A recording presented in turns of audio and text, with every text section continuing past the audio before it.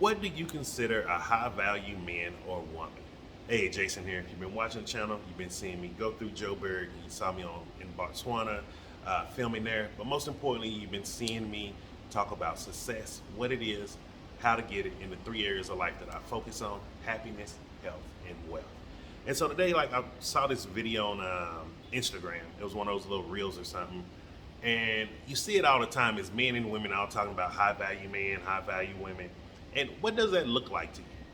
Because some of the things that I see people keep saying, and I'm like, that's not high value. We're in the year 2023. Like, if you still value some of these things from the early 1600s, like, it's not really translating into the world that we live in now. And so, one thing that I see, like, most women are comparing high value men with how much money they make. And they're not understanding, like, just because you can go out and make a certain amount of money doesn't mean you're successful. There's a lot of people who make well over 100,000 US dollars a year, and they're not successful. They're actually broke. Because if you actually did looked at their financial sheets and saw their assets versus their liabilities, you would see, like, oh shit, this person is not doing great at all. And so it's been this. I think now people have this dream of what high value mean, and it's not really what it is. And so, what is a high value man to me? A high value man to me is someone who's a provider and a protector, meaning he's going to do what he needs to do to take care of his family, and he's going to protect his family at all costs. And now, most people, when they hear that at all costs, they're going to automatically think, yeah, he needs to be this manly man. He needs to be willing to fight for me. No, most of the time, at all costs, mean he needs to be able to have the common sense to walk away. Like, really hear me right now. A high value man knows when to walk away from conflict. He knows when to try to disarm any conflict situation. Like, just because you're a man and you're big and you're bad and you can fight, that doesn't make you high value. That makes you dangerous. It's not only dangerous to yourself, it's dangerous to anyone that is in your presence. And if you actually go out here and meet real men that can actually really do some harm to people, they don't get into fights, yo. They walk away. A person can be cursing them out in their face and they will just walk away. Like, we need to start really understanding some of the qualities of a high value man. And then I think a lot of men out here are confused to there's what they want to think is a high value woman. And most of the time you hear them, it's like, oh, she needs to cook, she needs to clean, she needs to be able to take care of the kids, blah, blah, blah. And I'm like, that's not a high value woman either, yo. Literally, it's cheaper to hire help to do those things. It is cheaper to hire a maid to clean your house every day than having your wife stay at home and clean. It is cheaper to hiring someone who can actually cook meals for you than having one person staying home all day long and just to cook breakfast, lunch, and dinner. It is cheaper to have an in-home nanny if you and your spouse are taking care of your business. Like, this is what people are not getting. And I didn't really start understanding this until Cece and I, well, actually, no, it was before we left because we had maid service when we were living in DeSoto. And when we saw the value of that, like, yo, these are people coming in, they're cleaning. We have more time to do the things that we want to do, meaning we was going more on movie dates, going out for brunch dates, while people are cleaning the house. Like, it really started opening our eyes. And then once we left the U.S. and started living abroad overseas, and we saw how affordable it was to have someone cooking and cleaning and all of that, we was like, yo, we are not turning around from that. Oh, too much light right there. And so with those little mental shifts that we had, we started changing to more of high value modern people. We started having more time to build businesses. This is how we have a book publishing business. This is how we build our bulk email marketing business. This is how we started building our video marketing business. At the time when CC was still here, that's when I was building my coaching practice. Like, it wasn't because we had the excess money. It was because we were able to have the excess time to dedicate towards ourselves. And this is what high value means to me, like to the deepest part of my heart is it's being able to have the time to develop you. It's not about someone else coming and saving you. It's not about some man with all this money coming like, oh, I'm gonna pick her. Or you get this beautiful woman and, oh, you're gonna cook, clean, and have my kids. That's not high value, yo. It's about what can you build? What's the legacy? Like we've all been taught to think about right now, but we're not focused on the legacy. And this is why we have so much generational poverty, generational slavery. Like even to this day, it baffles me that everyone keeps saying, go get a better education to get a better job. A 9 to 5 job is nothing but indentured servitude. Let's call it for what it is. And how many of us working a 9 to 5 job actually became happy from it? Even when I was working with the government, working with the post office, working in the military, it fucking sucked. Every single moment of it sucked. I remember when my mother-in-law passed away, then I couldn't even take Cece, drive her down to Houston and be there with her. Had to get someone else to drive her because I had to go to work.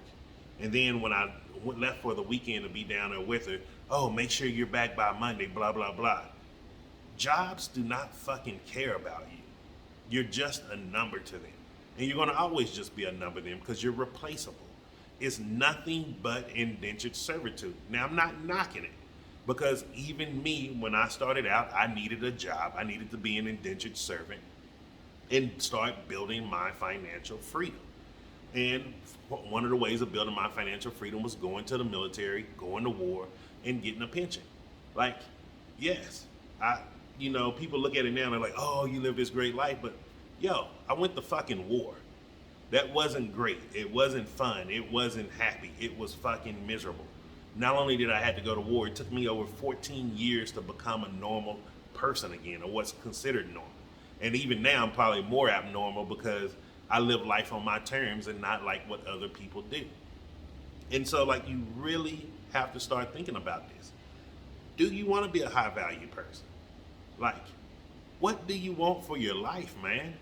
Like, what do you want? Because so many people are looking at these monetary things. Money does not make you happy.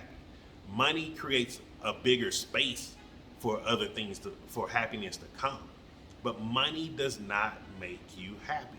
This is why you see all the time multimillionaires, billionaires, when just a little bit of thing happen in the stock market or a little bit of thing happen with a recession in the company or in the country, or you see actors who making all of this money and they kill themselves.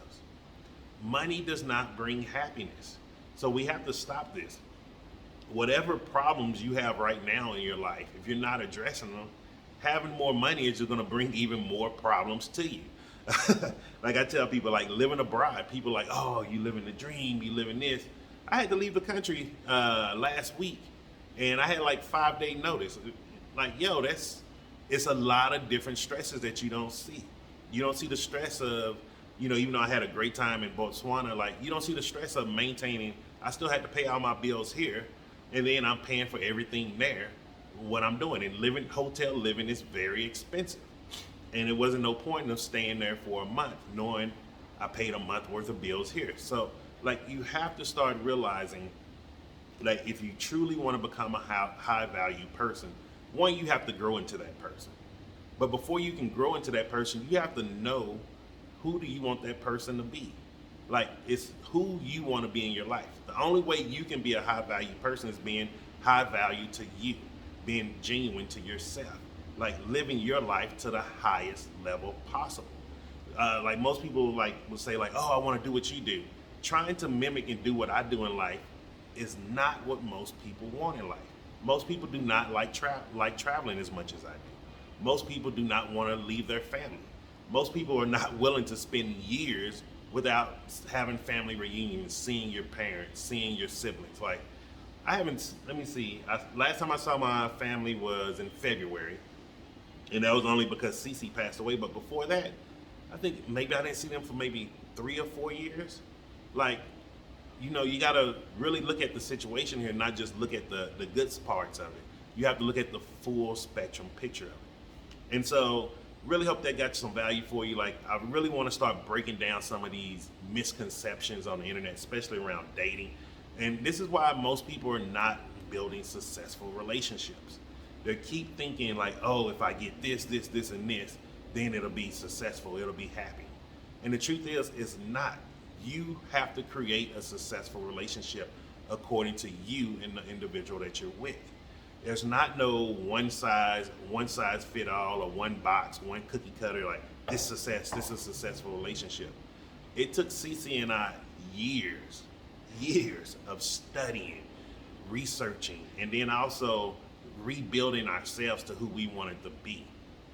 Like me coming from, third generation free from slavery, inner city black kid from the South, and she's coming from immigrants coming from Trinidad and Tobago to the United States. Like, there's a lot of programming there that we had to get rid of, and we had to start reprogramming ourselves to be the high value people that we wanted to be.